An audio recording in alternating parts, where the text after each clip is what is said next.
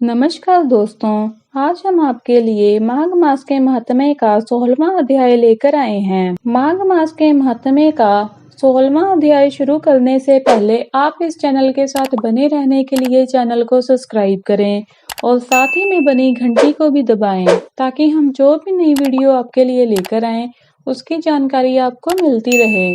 चलिए माघ मास के महात्म्य का 16वां अध्याय शुरू करते हैं। कार्तवीर्य कहने लगा, हे भगवान, यह राक्षस कौन था और कांचल मालिनी कौन थी?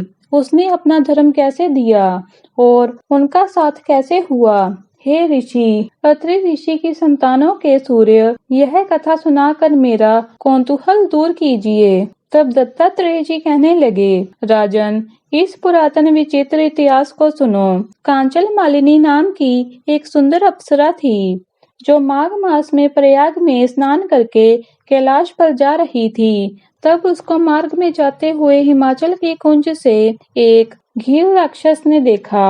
उस सोने जैसे तेज वाली, सुंदर कटी वाली, बड़े बड़े नेत्रों वाली, चंद्रमुखी, सुंदर केश और पीन पियोदर वाली सुंदर अप्सरा को देखकर उस राक्षस ने कहा, हे सुंदरी, कमल नयनी, तुम कौन हो और कहाँ से आ रही हो? तुम्हारे वस्त्र और वेणी भीगी हुई है। तुम आकाश मार्ग से कहाँ जाती हो और किस पुण्य के प्रताप से तुम्हारा शरीर ऐसा तेजस्वी और रूप ऐसा मनोहर है? तुम्हारे गीले वस्त्र से मेरे मस्तक पर गिरे हुए एक बूंद जल से मेरे क्रूर मन को एकदम शांति प्राप्त हो गई। इसका क्या कारण है? तुम बड़ी शीलवती प्रतीत होती हो। इसका क्या कारण? मुझसे कहो। अप्सरा ने कहा, हे राक्षस, सुनो, मैं काम रूपिणी अप्सरा हूँ।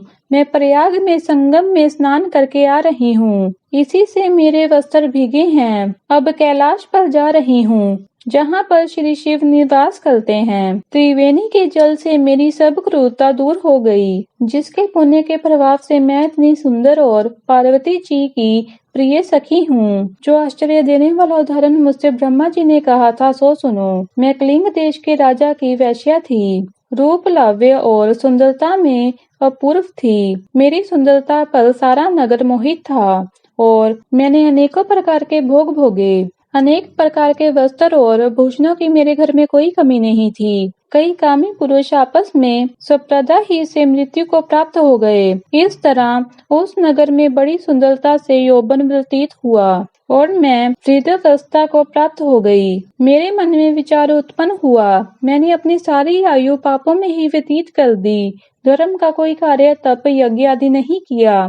शिव या दुर्गा जी की आराधना नहीं की, ना कभी भगवान विष्णु का पूजन किया।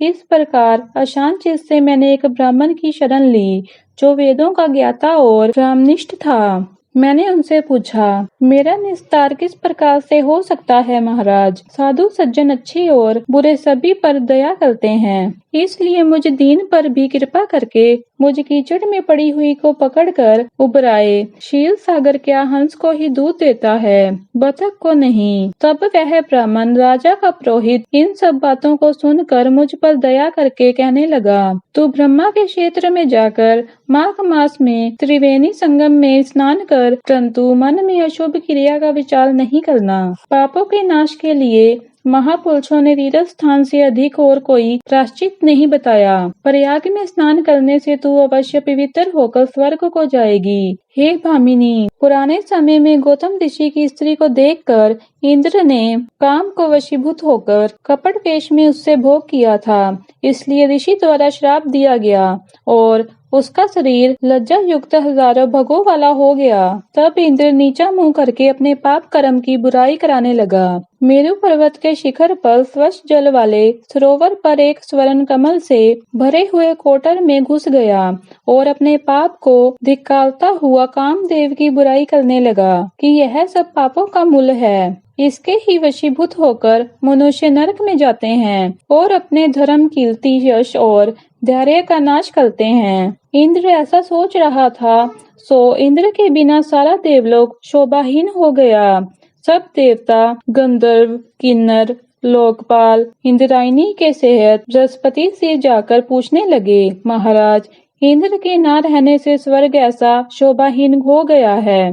जैसे सतपुत्र के बिना श्रेष्ठ कुल। इसलिए स्वर्ग की शोभा के लिए कोई क्रिया सोचिए, इस विषय में देर नहीं लगानी चाहिए। तब बृहस्पति जी ने कहने लगे, इंद्र ने बिना सोचे विचारे जो कर्म किया है उसका फल भोग रहा है, सो वह कहाँ है? मैं यह सब जानना चाहता हूँ। फिर गुरु जी ने सबको साथ लेकर स्वर्ण कमलों से युक्त बड़े सरोवर में इंद्र को देखा, जिसका मुख मलिन और आंखें बंद थीं। तब इंद्र ने बृहस्पति जी के चरणों को पकड़कर कहा, इस पाप से उद्धार करके आप मेरी रक्षा कीजिए।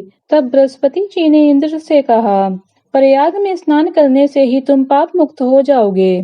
तब इंद्र से सबने ही प्रयाग में जाकर संगम में स्नान किया और त्रिवेणी स्नान से इंद्र पाप मुक्त हो गया। तब बृहस्पति जी ने इंद्र को वरदान दिया, तुम्हारे शरीर में जितने भग हैं सब नेत्र हो जाएं। तब इंद्र ब्राह्मण के बल से 1000 नेत्रों से ऐसा सुशोभित हुआ, जैसे मानसरोवर में कमल शोभ्यमान होता है। माघ मास के महात्म्य का 16वां अध्याय पूर्ण हुआ। माघ मास के महात्म्य का 17वां अध्याय सुनने के लिए इस चैनल के साथ बने रहें। चैनल के साथ बने रहने के लिए चैनल को सब्सक्राइब करें और साथ ही में बनी घंटी को भी दबाएं, ताकि हम जो भी नई वीडियो आपके लिए लेकर आएं उसकी जानकारी आपको मिलती रहे। कमेंट बॉक्स में जय विष्णु भगवान जरूर लिखें।